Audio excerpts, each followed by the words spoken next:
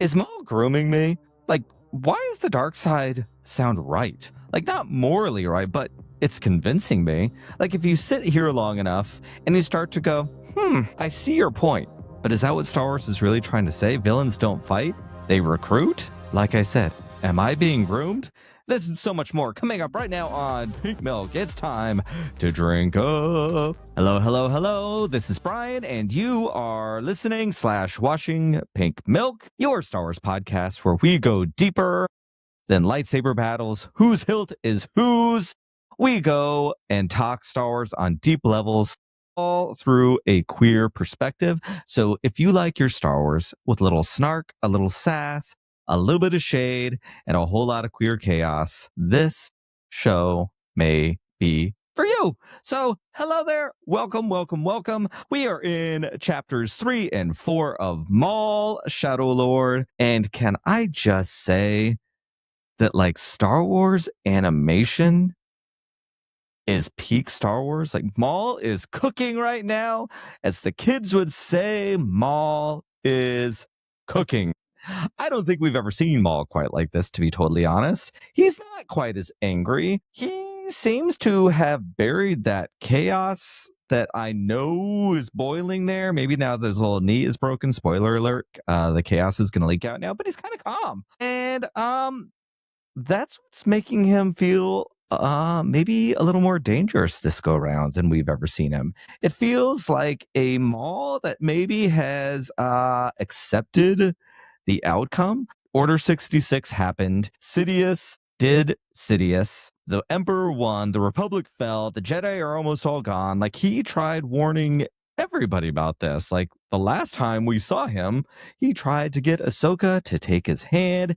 She almost did, until she said something about Sky Guy, and then Snips was having none of that. So is he, like, stepped into his power? Like, look, bitches, excuse me. Look, everyone, I was right. And you should have listened this whole time. He is no longer an apprentice. He is no longer Sith. He is just Maul. I think maybe he's just stepping into his power. This is my boss era. He's like into his boss era. And also maybe he's got some of that Uncle Iroh energy of confidence through tea, because that tea scene was wild. Nothing is happening, and like everything is happening. There was so much tension in that entire scene. Like, let's be honest, that was like Andor level tension of quiet but boiling. Maybe that's actually what Maul's all about. Maybe that chaos is just a simmer. He's not boiling at this moment. I feel like he's not really reacting, and Maul is always about the chase and then the reaction. I mean, he does lots of running into battle and then the first one to run out of battle. Let's be honest.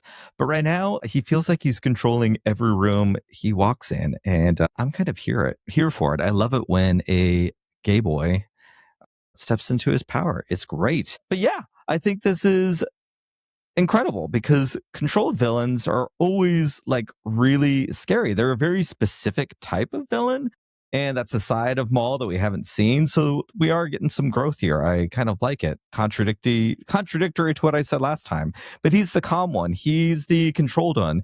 And historically, these are the scariest. Like, think about Breaking Bad. Our Moffin Top Gideon back then was Gus, and he was on the surface just a polite little businessman running his little fast food chain. Something with the chicken. I'm blanking right now. You Breaking Bad people, let me know down in the comments below. He smiles at every customer, and he's like, he's pretty composed, and he's like, there ain't nothing fishy going on here. But he's one of the most calculated criminal minds probably in all of television. Actually, so is Moffin Top Gideon. So let's just say, way to go. Way to go. Underneath all of that isn't his chaos. It's his precision. It's similar to the ISB. Everything is controlled. Everything is intentional. And another character that feels a lot like that is our fan of fava beans and a nice glass of Chianti. Yes, that is my Hannibal Lecter impersonation from Silence of the Lambs. Hello, Clarice. He is always soft-spoken. He's highly intelligent. Dude commanded the entire room from a cell, but he was almost polite and completely detached from morality. Then we have someone from one of my favorite heroes ever, but we have Harvey Dent from Batman, Two-Face, our Two-Face. Sometimes I think that character's actually scarier than the Joker, the most famous of all of Batman's rogue gallery, where Joker is just off the wall, which is what makes him scary because of he like really doesn't care.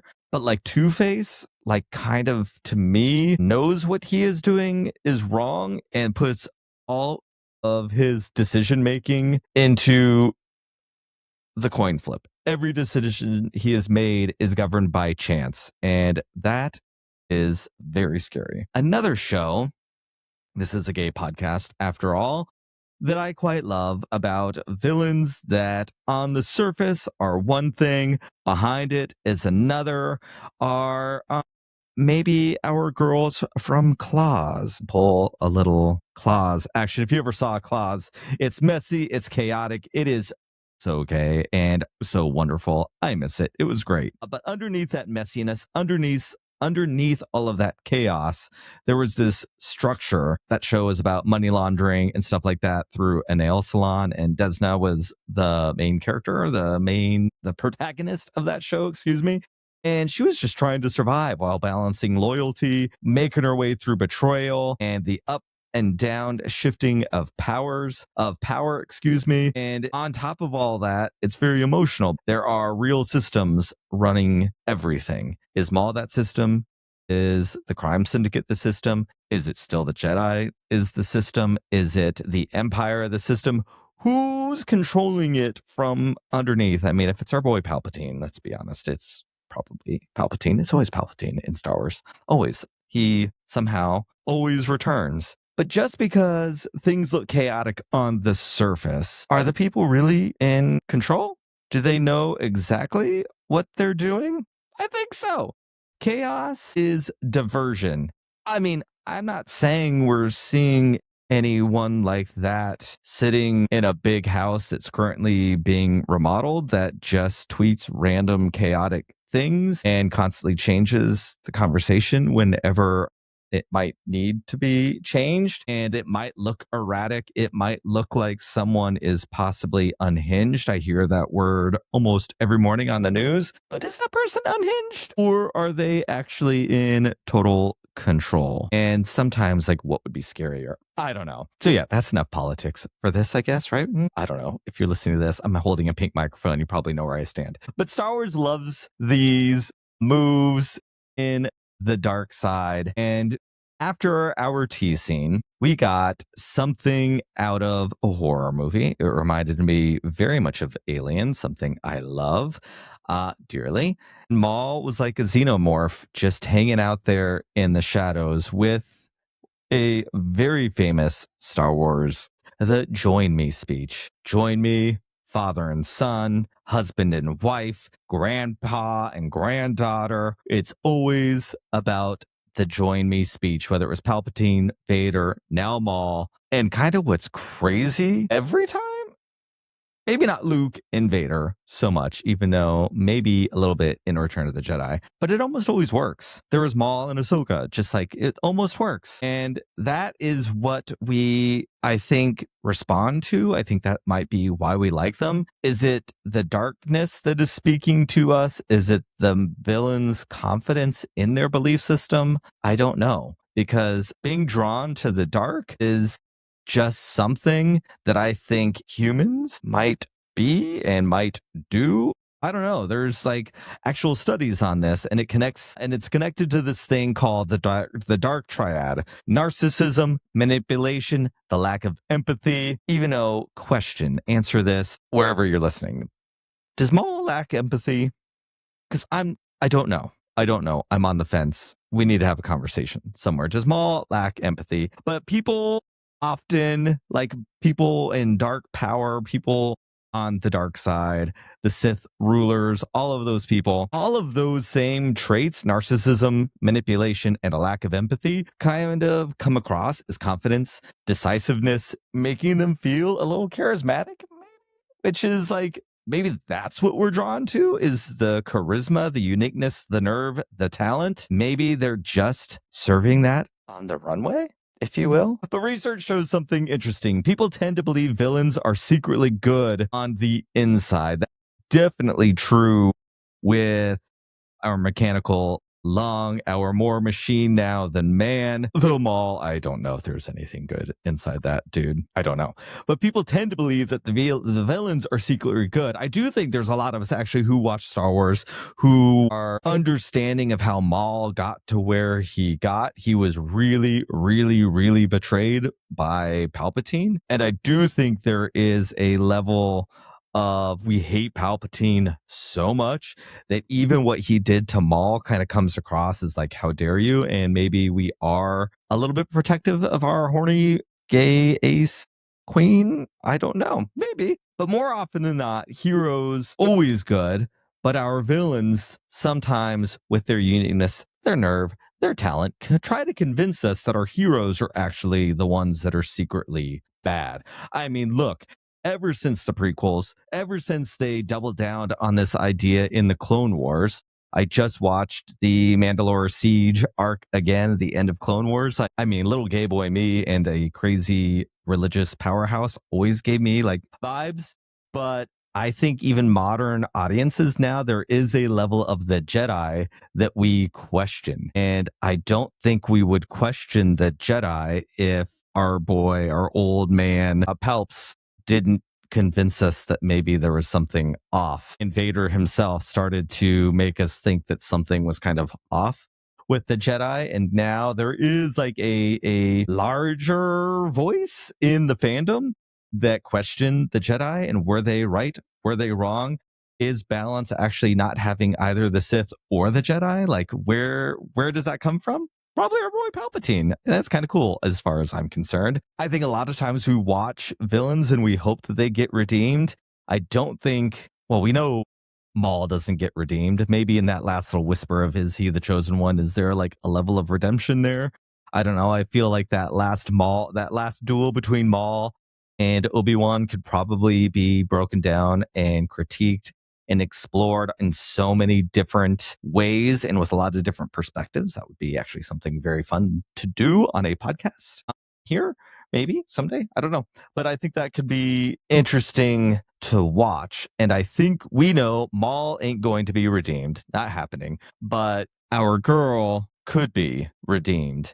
And I think that is where that scene worked so well. Is she going to be recruited? Is she going to fall? Is she not? What does that like look like for our girl Devin? Is she going to accept his hand in that moment? We now know the show's over. She didn't, but doesn't mean she won't. Is she going to be turned? Because if she turns, can she be redeemed? In my last podcast, I talked about this being an opportunity to see where Rey was going to be able to go. And I wish we had gotten a scene to see her actually turn, not weird, crazy shark girl. No yellow eyes, but sharp teeth. Dumb. I wish we could have seen her turn and watched her redemption. I think that would have been more interesting personally than Ben, but I love Ben. Why didn't we get more Ben Solo? He was great. Like, oh my God, great. Want to see that character and some more Dark Rey. Like, that would have been awesome. But anyway, I think that is where Dark Side speeches work because they're part of us sitting here going, but is the villain right? Like, especially now with Maul. Like I think it was episode 2. Maybe it was episode 2 where Maul, like point blank, calls Devin out for being indoctrinated, adopted, persuaded, whatever by the evil Jedi by the time when she was just a child and now she has a choice. Like I said, Palpatine's gotten us all to question whether or not the Jedi were good, fully good. They're definitely not the villains, but it doesn't make them right. And now we have Maul, calm, cool, collected, Hannibal Lecter version of Maul over here kind of convincing us that maybe Devin should join him. I don't know. It's great. It's just like he is just reeking of confidence. And when someone fully owns who they are, it changes the room. Confidence is powerful. And can it be dangerous? Sure. let's be honest. Like, as a queer person, as someone who came out and came up in the 90s, I am a little short to be a stormtrooper. I'm not a big dude. However, I learned real quick to step into my queerness, step into that power. I think I sometimes faked it until I made it because the real world was dangerous. And I learned to be really confident. Sometimes that full on came across as arrogance, intimidating to some people. Sometimes I'm aware of this. However, that was my way to survive. And I think a lot of villains, when you're hanging out with crime syndicates, you have to be really confident because that confidence does exude power, even when it's dangerous, which is pretty cool. So that's kind of what we got during that whole hide and seek peekaboo xenomorph moment. Maul's not chasing, he's playing. He was like a Nexu. He was like the little kitty cat taunting that poor little mouse, Devin. There was no fight. He was just full on being a predator. And it was a creepy. And I was here for it. It was so quiet. I think I was genuinely like, I mean, I'm a baby when it comes to being scared, but I was genuinely kind of covering my eyes a little bit. I'm confident enough. I am with, but maybe the dark side isn't powerful because it's evil. Maybe it's powerful because it's certain. But is the dark side more decisive than the good side? I don't know. It's interesting. No, let me know. What do you actually think is more powerful? Or what makes the dark side more powerful? Because isn't the dark side more powerful? Isn't that kind of the moral, that the dark is where you will succeed quicker, but you choose good because it's the right thing to do? I don't know. It's very interesting. It's very cool. Climb into the electronic Naboo fighter and clash with the Trade Federation. Climb into the electronic Naboo fighter and clash with the Trade Federation. You're Anakin Skywalker, hurtling into battle against an overwhelming droid fighter assault. I know we're in trouble, just hang on! Naboo is getting pounded. You managed to take one down. Only 2,000 more to go. You haven't experienced Star Wars until you've flown the electronic Naboo fighter. Droid fighters sold separately, batteries not included.